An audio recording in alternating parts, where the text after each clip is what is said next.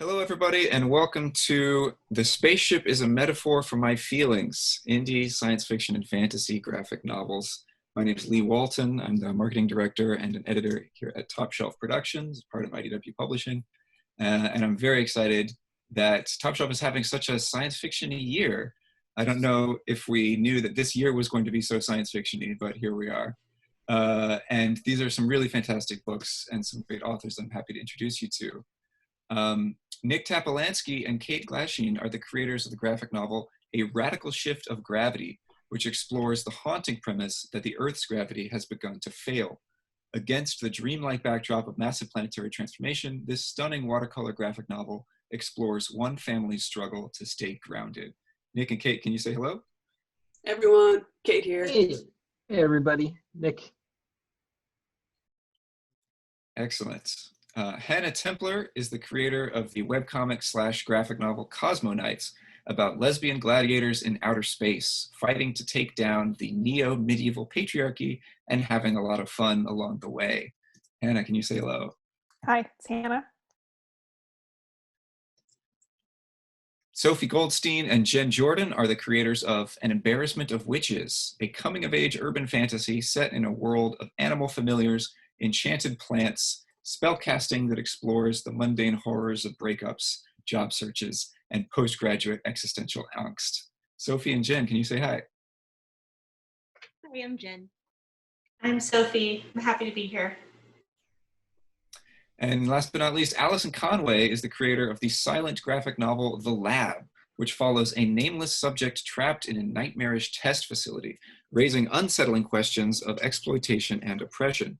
This book explores the spectrum between lifeless gray and vivid color, and it asks uncomfortable questions about the treatment we tolerate and the injustices underlying our modern world. Allison, can you say hi? Hello. Well, my hand disappears. So I'm just going to throw open a real broad question for everybody. Why did you make the book that you made? I guess I'll start. Kate and I have been friends for a really long time, and about 10-ish years ago, we were on a vacation.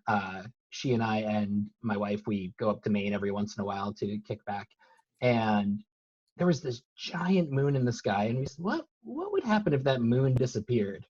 And the first thing we landed on was, well, gravity would be kind of weird, right? I mean, think about what that does to the tides. What would the impact be here? And from there, we just ran away. We lost the moon pretty early on in terms of the story, but we got very curious about how a world would adapt to an unpredictable change that couldn't necessarily be quantified easily. And we just kind of ran from there. Along the way, I actually started a family, like the title character in our story, and that certainly informed a lot of the directions we explored. But our big question, I think, was just how would one person handle such a seismic shift in the world around them? Yeah, and that kind of, during the process of brainstorming and kind of breaking it down and building it back up, because it went through a few different iterations over the years, it kind of naturally started also becoming this allegory to climate change. And but it was kind of, at least for me, I think it was nice in the way it happened, because it felt pretty organic, because it wasn't what we set out to do. It just kind of like naturally settled in with what we had already come up with, and that ended up being the final product. So yeah.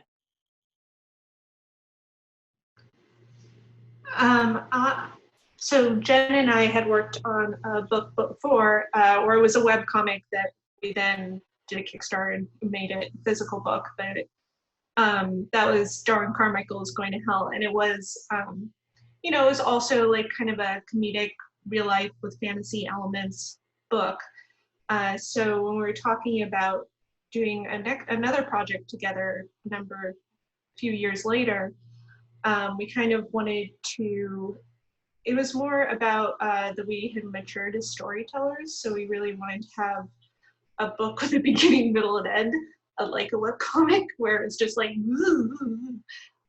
so that was a new challenge for us as a team to make that whole arc, and then also to really ground it in our own experience as former aimless 20-somethings, I mean current aimless 30-somethings. But I think that was a lot of what we talked through, a lot of stuff in our lives when we were writing this book. Yeah, and I think, you know, something that we've always really been interested together as storytellers is world building. And Darwin Carmichael had a lot of fantasy world building, but was grounded in a very real sort of like Williamsburg around the year 2010. And so likewise, this new book is a sort of sideways magical Pittsburgh. And so we like to see sort of how like our everyday experiences, including in the places we live, how that might combine with fantasy elements that are kind of expressive of interstates and stuff like that.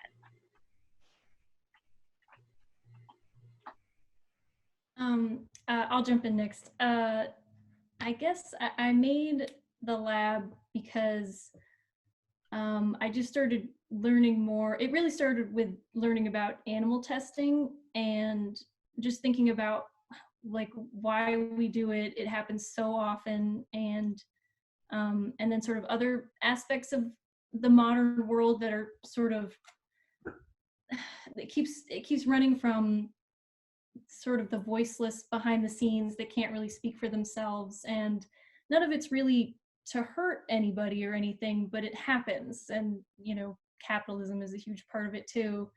But it really started with animal testing, and I just kept researching and getting so frustrated and confused, and then I like learned that the glue on Post-its is tested on animals, and I was like, that's it, I give up.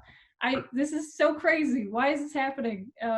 And how to fix it. I don't really know how to fix it, but I think this book was kind of a release of those emotions of just wanting to sort of make a story that's very simple and straightforward and sort of exploring the pain that could be happening there. And I think I was also in kind of a bad place when I wrote it, so I was more open to exploring that stuff. So yeah, it's kind of an expression of those feelings, and that's partly why the story is so simple too. Yeah. Cool. Yeah, and for me, I made Cosmoknights just because it's exactly the story I would have loved as a teen. It's exactly the kind of story I would have wanted to read. And I really wanted to create a sci-fi book with queer women as the heroes, just because obviously you don't see that a lot, and I feel like as a teen I was really looking for stuff like that and felt excluded from a lot of traditional sci-fi, or sometimes even alienated. So creating a story where, you know, people like me got to be the heroes and have a lot of fun, and the story is not centered around kind of the suffering of those queer heroes, and they don't die. That was the story I wanted to tell. So awesome. That touches on one of the themes I wanted to explore with this panel, which is, you know, do you identify with science fiction as a storyteller? Is it an important part of your identity? How do all of you feel about that topic, science fiction or fantasy or speculative fiction? I guess I'll jump in with that. I would say, I was gonna say I don't identify with it, but then I realized I've been in quarantine, I've been rewatching all of the Star Trek Next Generation episodes, and I forgot how much of like my personal lore growing up was like, was based on that. So I think like, in a subtle way, I think a lot of some sci-fi properties have really kind of informed who I've become, but I definitely wouldn't say it was the most pivotal piece of inspiration for me. I would say that I very strongly identify with science fiction, even though our Embarrassment of Witches is like grounded in a lot of fantasy tropes. I think, so my other books I've done on my own are science fiction. And I think that the approach that we took to writing it in some ways is a science fiction approach, because to me, the best science fiction takes a premise and really thinks about and explores it thoroughly and all its ramifications that it would have, and follows that thread through the world. And I think that was something that we did with our fantasy premise of a world that's really has just these like elements that are interwoven with everyday life, including like corporations that are, you know, in researching like magical plants for pharmaceutical purposes. That's like one of the settings in our books. So yeah, I love science fiction and I read it my whole life.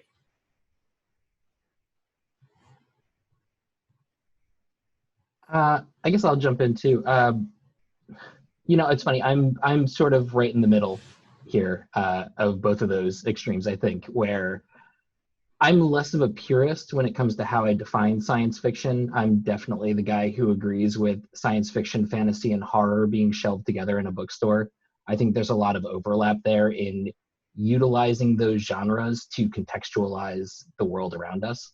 And I think the best stories within sci-fi take elements of fantasy, take elements of horror, and use those to explore sort of the moment. I feel like science fiction used to be heavily predicated on prediction, right? Something like, even you look at Hitchhiker's Guide to the Galaxy. What is the Hitchhiker's Guide? It's an iPad or a Kindle, right?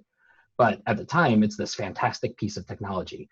Babelfish is another piece of something that we actually have now, right? We have apps on our phones that are basically a Babelfish. But we're not as a world, it feels like we're not predicting so much anymore as contextualizing this sort of, and describing an eternal and unbelievable moment around us, and trying to find a way to both describe this moment and describe it in a way that endures. So it's not just a historical marker, but also exploring a broader feeling that could apply to events in the future. And that's the sort of speculative fiction, I think, that appeals to me.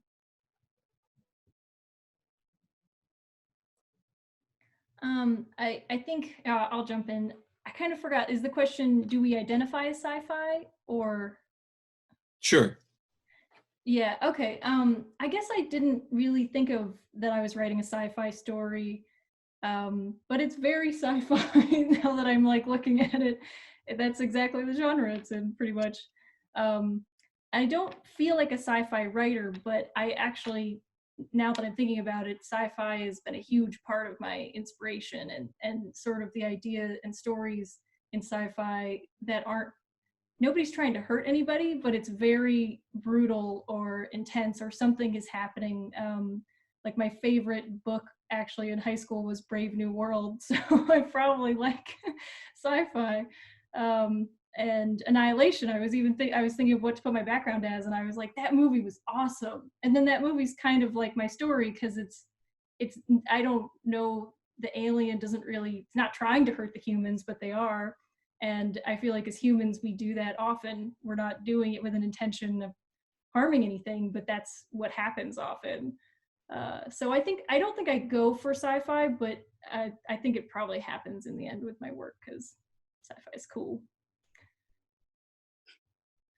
Yeah, to speak a little bit to that as well, I mentioned it a little bit earlier, but I think generally feeling a little bit out of place in the sci-fi genre is like something that I've felt. And so it's kind of a funny balance for me, where I really enjoy sci-fi, but I'm also sometimes feeling like I'm reinventing the wheel, and trying to like create stories that are that exist, but like may have hurt me or caused pain, and kind of trying to like retell those stories in a different light. And I think, again, like sci-fi as a genre is speculative fiction, right? It's about questioning either like the predictions of the future or the way things are. So it's a really good tool for that, and it's a really good tool for commentary and exploring those things.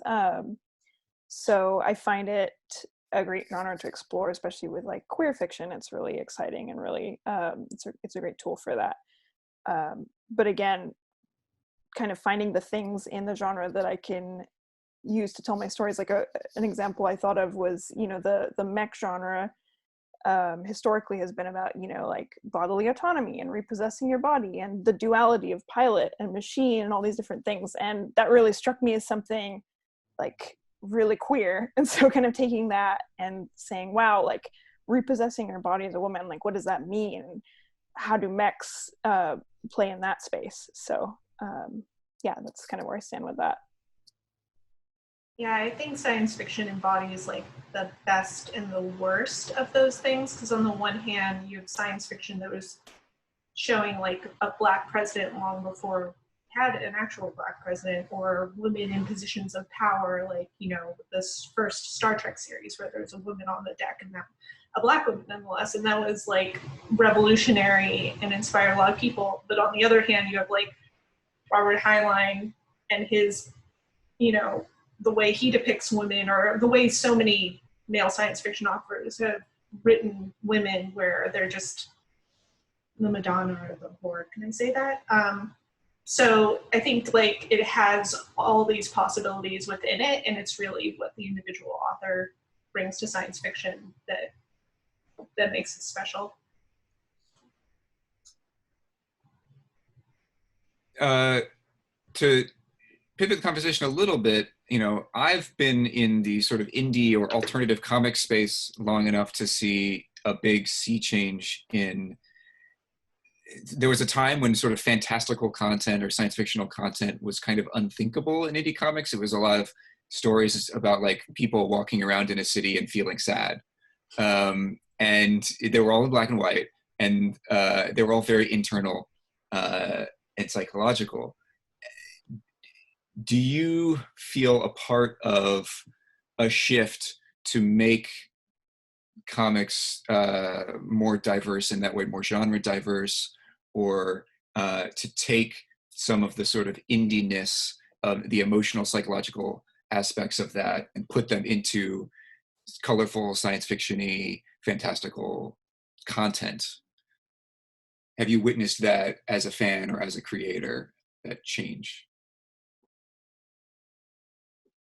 I feel like I mean, I see it happening with this book in particular and my other books. It's not something intentional on my part. It's, I want to make the book I'm trying to make, and, you know, whatever happens with the genre it fits into, that's an afterthought, which, like, unfortunately in publishing isn't always the best move. But yeah, I definitely see that happening. And I think it's interesting because I went to school for fine arts, and I do gallery shows as well. And I feel like that compartmentalizing that happens between like vocations and genres and styles, like I feel like even in just the unfortunately almost 2 decades I've been out of school now, has like definitely those borders aren't as strict anymore. And I mean, I think that's definitely an awesome thing. I think the less specific, or the less like militant people get about defining things, the better. But yeah, so like at least for this book, for Nick and I, for my part, it wasn't an intentional move. The genre comes after the idea for me. I've also wondered if it has something to do, not so much with indie comics, but sort of about shifting notions of prestige across media, because I don't think it's really unique to indie comics necessarily. I think if you were to look at something like television, maybe 10 years ago, 15 years ago, there was a pretty limited range of genres that were considered appropriate for what we would consider like prestige or award-winning TV. But over the last decade, I think we've seen that open up a lot with, you know, the big obvious ones like Game of Thrones and stuff like that. But I think there's just more space for different kinds of stories to fit into sort of our expanding notion of what can be not highbrow, but sort of what can be culture, maybe. I'm not sure what the word is I'm looking for, but Yeah, I would totally agree with that. I think that we can thank the growth of online communities, from sort of niche message boards and IIRC and all that stuff. You know, like, I mean, we can, or IRC rather. I think we can thank those for shedding light on what people like, and also giving people the opportunity to just make the thing that they want and share it with a wider group than just those closest to them. It's knocked down a lot of walls. You have so many independent creators, you know, if you want to talk about indie comics, you know, breaking away from even indie publishers, people who self-publish, or the webcomic scene, you know, like, I mean, some of us here are very familiar with, right? And working within that has enabled folks to explore ideas that would traditionally have been a little less welcome. And then you put that together with the shifting marketplace and, you know, what Jennifer was just talking about as far as changes in other creative mediums, right? So, you know, changes in television, and then, you know, publishing follows suit. It's been sort of a wonderful confluence where indies become more of a community and a culture, rather than a niche for just a small group of people to enjoy.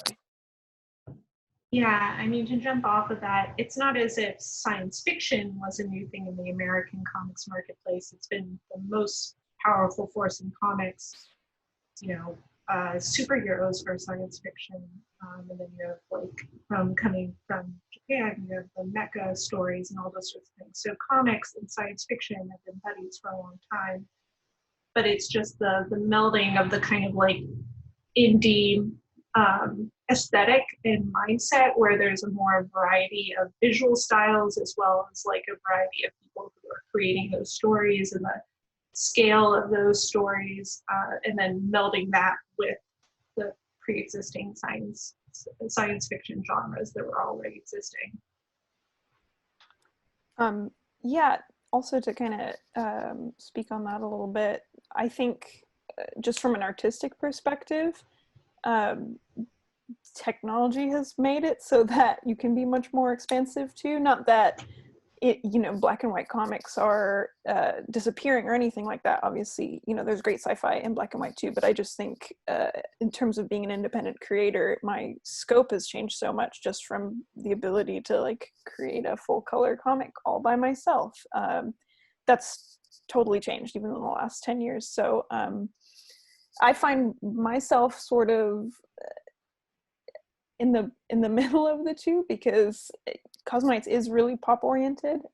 It's kind of leaning towards like the big action adventure B movie, because that's what I love. But at the same time, the story is really character driven, and I do have to build the edges of my world just, and it does feel very indie to me, just because I'm only one person, and you know there's again, like I have to set the boundaries of my world and what I'm able to do, and that kind of gives it a very DIY feel, I feel like, and you find that a lot in webcomics and in solo stories, where you really get a sense of the creator's voice. And even if the world is really expansive, there's this sense of, like, the best way I can describe it is like object permanence, where, you know, outside of the panel, maybe there's limits to what the creator is doing, and it's not the same as like a huge budget you know, production, even if it has some of kind of the expansiveness and scope, if that makes sense.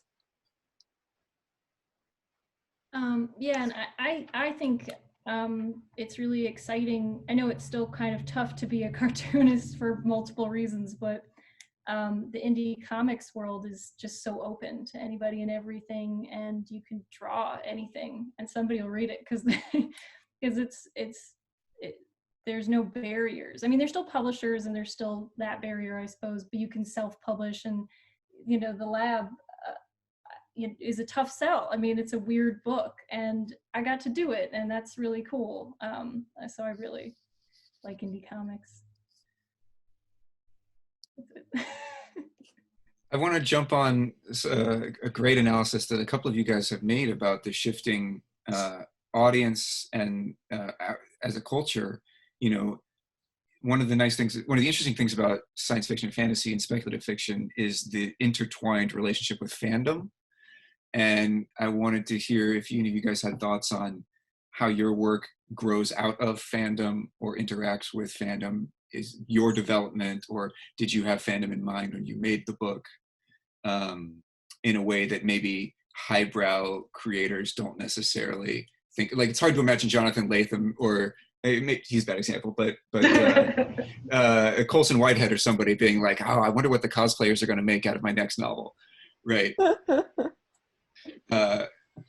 So yeah, what's your relationship with fandom?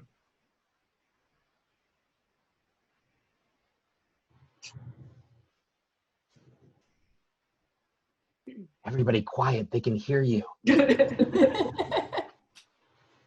I see we have a bunch of cowards on the panel. Right, I'll go, but it's only because I, truthfully, so not to break the illusion too much, but I do have a day job, and my day job is working in social media. So as a sort of knee-jerk reaction to that, I actually don't really exist on social media. My interactions with fandom are largely within my friend groups.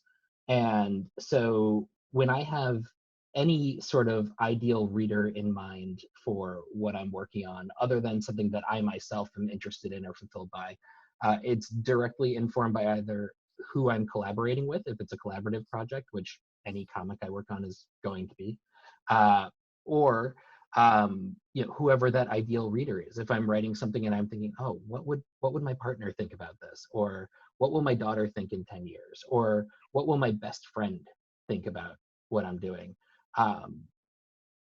It's, I don't let that make every decision for me, but I do certainly consider what the sort of takeaway or reaction might be. And certainly when sharing work with, an early reader or something, I'm one of those people who will kind of sit in the room with my eyes looking one way, but my ears tuned to, oh, did she laugh?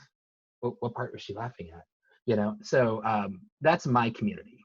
My community is definitely very localized. I actually I was trying to think about what bi fandom is and what that means really, but I'm realizing I do these comics about a bug, and they're similar to the book that I just did, The Lab, because I don't really know what to do with them, and I feel like the mainstream publishing doesn't know what to do with them, and maybe that's okay, but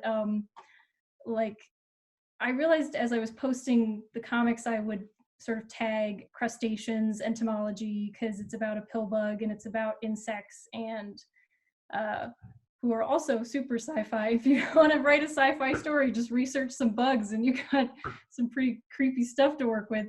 But I started to get a lot of fans who were like moms or into bugs. And I was like, this is so cool. I didn't even think about the fact that people who are entomologists or enjoy bugs might want to read my comics.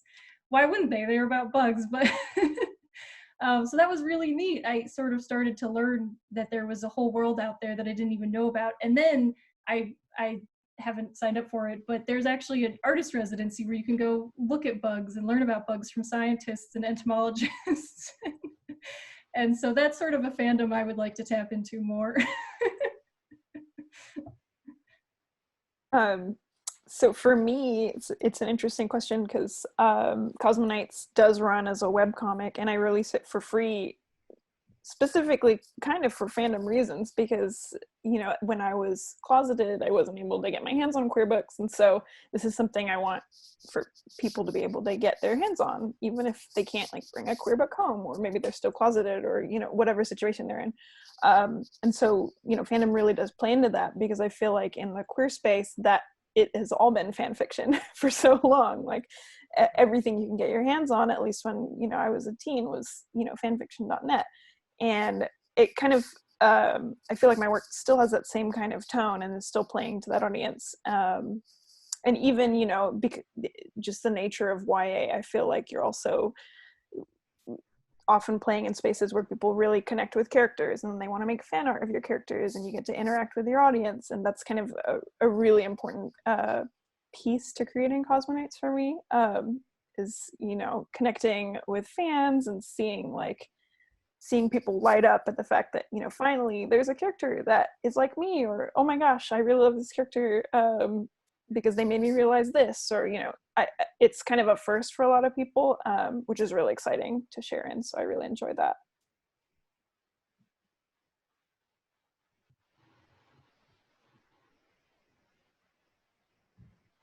I'm trying to think of a fancy way to say that I don't have fans, and so I'm not sure what how to address the non-people in making my books.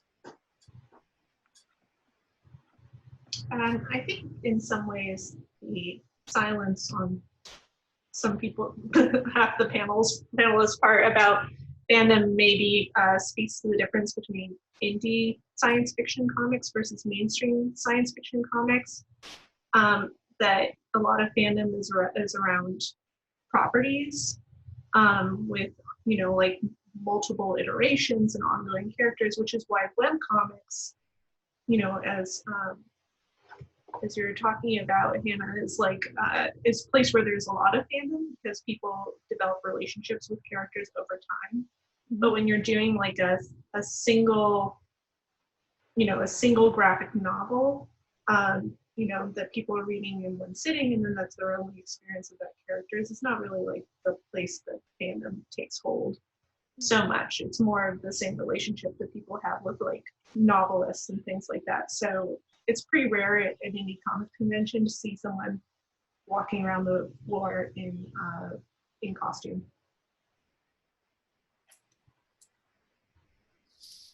That's a great point, Sophie.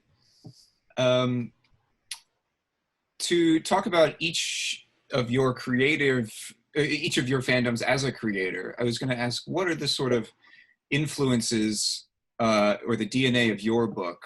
What are the sources of your book in terms of visuals and narrative that really planted the seeds for the way it came out of you?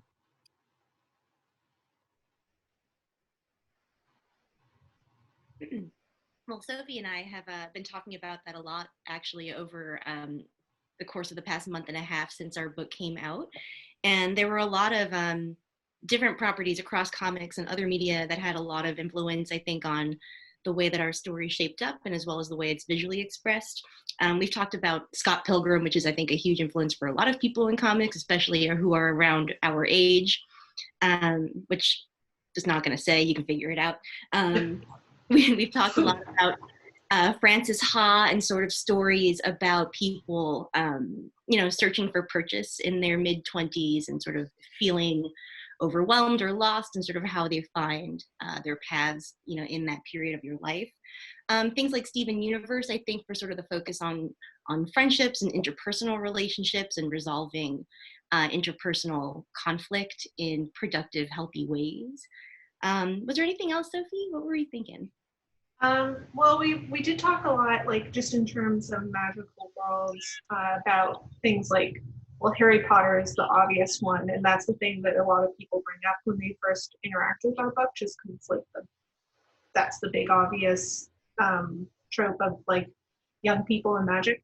But then, you know, The Magicians, the book series, and I didn't like the TV series, sorry, where it's like, you know, to aging up Harry Potter a bit, and then we both really love Jonathan Strange and Mr. Norrell, which I think is like one of the best fantasy worlds that I've read in a really long time. So those came up a lot when we were talking about like how the magic would function in the world, and then the things like Scott Pilgrim was particularly like more about, for me when I was reading Scott Pilgrim, is like comedic effects and timing. Like I really think that Brian Lee O'Malley is a master of that. So when I was figuring out how the page layouts would go and that pacing, I was looking at Scott Pilgrim a lot. I think for us, we straddled a bit of a line. You know, our concept has a lot of science fiction DNA, but I think that the style in which we chose to tell that story has more in common with a sort of magical realism. It's called a science fiction fable, or we chose to label it as a science fiction fable. And I feel like that is because we did explore causes for what was going on, explanations. But the truth is that even with those explanations, they were a very small piece of an impossible to truly answer question of what was going on. And so for a lot of the story, the characters and the reader are asked to take things at face value and accept that this is the world in which this story is taking place. So in that regard, I think that it has more in common with, magical realism, like a day tripper, or even some of the short fiction of Joe Hill. Like he has a short story called Pop Art, which is about a boy who falls in love with another boy in a world where one of those boys happens to be inflatable. And it's a really interesting avenue to explore there. But I feel like magical realism is sort of what informed the DNA of what we were building.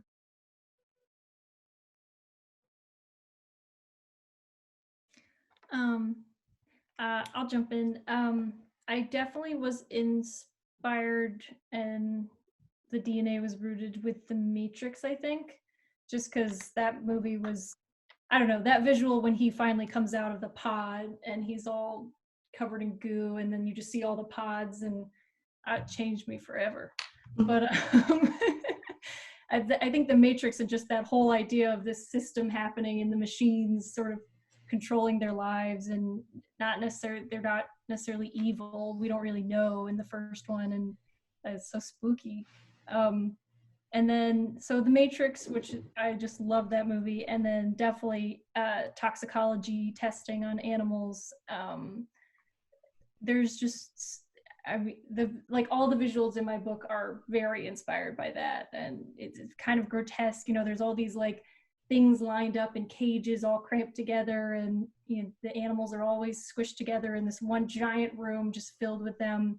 There's a lot of material there.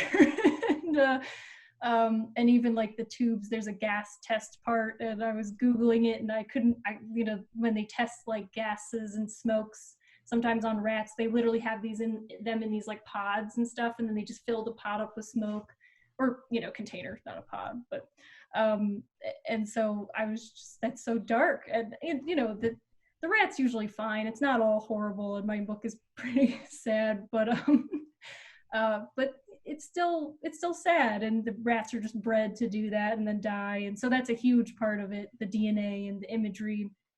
And then also I think The Arrival started it too. I don't know if you guys have read The Arrival by Sean Tan, but it was when I first started thinking about making comics, and I read that book, and it's wordless, and you don't really learn much about the specifics of the character, but you know a lot about their life and them immigrating to this new country. And I was like, this is a comic, I think. This is awesome. And so The Arrival is really, really beautifully well done, but that was a huge part of, I think, me being like, maybe I could make a comic. Yeah. Not that it's as good as The Arrival, but yeah, that was a huge part of it for me. Matrix, sure. I love that you said Matrix, because that's also on my list. That's a really big one.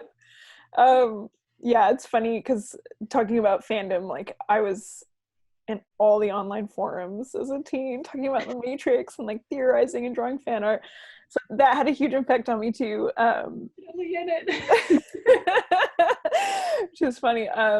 But also I think just that era of movie had a really big impact on me. A lot of them are pretty campy. The Mummy is another one, just that the adventure movie where it's very fun, and it's really easy to digest. That is definitely something I try to do narratively. Obviously there's subtext and a lot of layers, but I really do try and keep the stories pretty fast paced and lighthearted and really fun. And then other visual DNA, Hideo Kojima, everything does. So Metal Gear Solid, Zone of the Enders, kind of a lot of mecha stuff. And then I love 80s cartoons, so all the like Gem and the Holograms obviously is a big one for me, kind of the girl power, girl band. Again, super campy, but really fun, really colorful influences that meant a lot to me as a kid, and I kind of want to bring into my work. So, and I think for a radical shift of gravity, Nick was speaking. He spoke about the book as a whole, and just a quick note about the drawings and paintings in there is that the story kind of details the society's almost fall from grace. So a lot of what the book is anchored in was styled after the Art Deco movement, just because that really kind of symbolizes to me anyways, like this like pinnacle of society and just this really aesthetically beautiful thing. And then we get to watch it kind of deteriorate through the different eras that the book depicts. And I think from a science fiction perspective too, we also leveraged a lot of pieces visually from things like World's Fairs in the past that attempted to visualize the future in a way that people could look forward to or expect, sort of a natural progression of things that never came to pass in a lot of cases. And so that was, I think, something that we looked at a bit too as we were working on it. Yeah, a lot of the future tense stuff in the book is definitely that retro futuristic, where it's the past vision of what the future would look like as far as inventions and such to like created to survive the shift in gravity.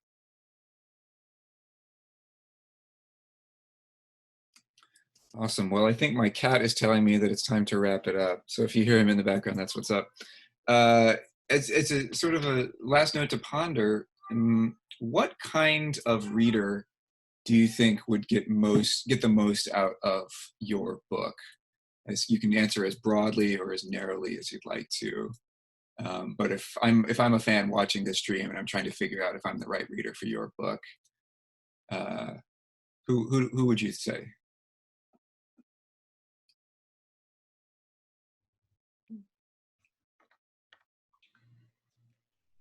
Well, our main characters are in their early to mid 20s. So I think it's about that period after you graduate college when maybe the trajectory that you've been on your whole life has suddenly like ended and you're here at adulthood and you're just like, what the heck? So I think people arriving at that point are kind of the who the story's about. But I know people who are older who've been through it have really enjoyed reading the book because they can relate to that period looking backwards. But I always encourage people to read outside of their target audience. Like, I don't think that just because our two main characters are women, that only women should read the book or anything like that. So I think anyone who likes laughing and fantasy and animal familiars that are snarky should read our book.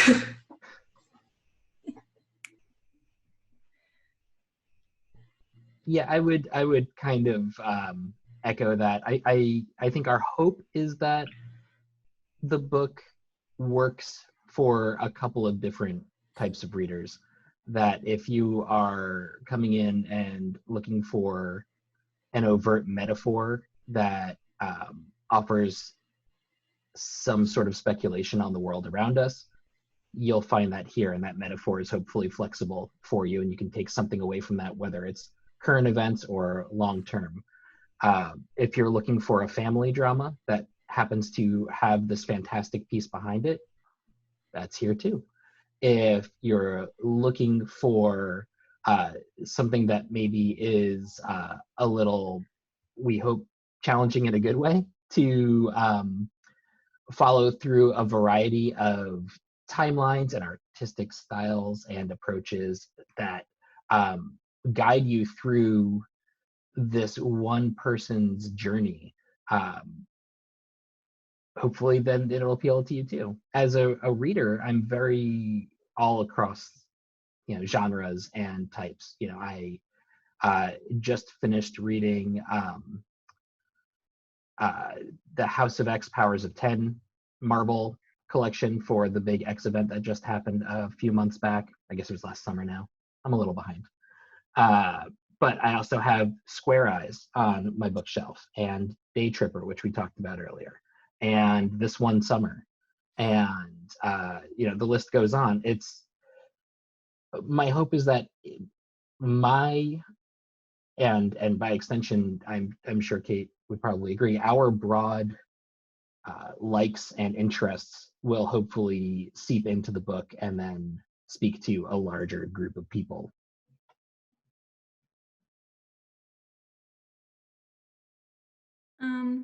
I guess I'll jump in. I think you will like the lab if you are passionate about animals and the natural world. It'll probably speak to you. But I also want people to read it who might not care about those causes, or maybe inspire them a little bit. But it is I think you also have to be a bit of a fan of horror, because it is pretty dark and it is pretty depressing. It doesn't end sadly, spoiler alert, just so everybody knows, because I've had some family members read it and be like, why? Jesus. And they kind of were like, yeah, you made a book, and it's actually really sad and disturbing.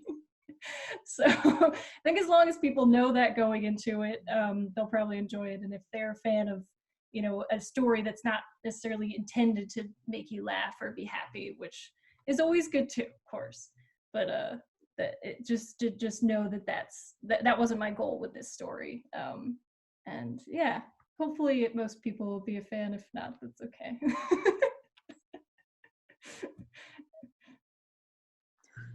Yeah, for my book, I'd say it's definitely queer young adult fiction. So, if you fall into that category, I wrote this for you.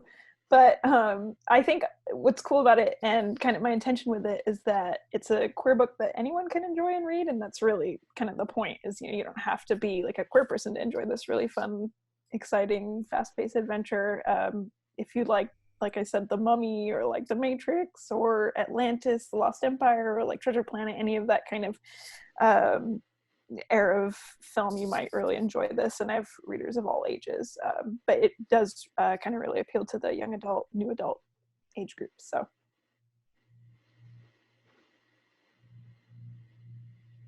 Awesome.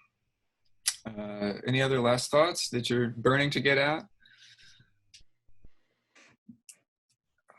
Thank you guys so much for joining us as we return to our new science fiction world outside, or maybe not return to the world outside. Maybe we'll stay inside for a bit longer. But I really am proud of all of you and of all of these books, and I think they certainly prove that speculative fiction has a lot to show us about the future, but also about the present and about ourselves. Great job, great time speaking with you guys today. Hope everybody at home watching is staying safe and finding a lot of great stuff to read. So thank you all so much for your time. Thanks, Leigh. Thanks. thank you. Thanks, Leigh. Bye. Thanks, Lee's cat. Bye. All right, we have been Hannah Templer, Jenn Jordan, Sophie Goldstein, Allison Conway, Kate Glasheen, and Nick Tapalansky. Please pick up Cosmoknights, An Embarrassment of Witches, The Lab, and A Radical Shift of Gravity, all out now from Top Shelf. I have been Leigh Walton. Thank you very much.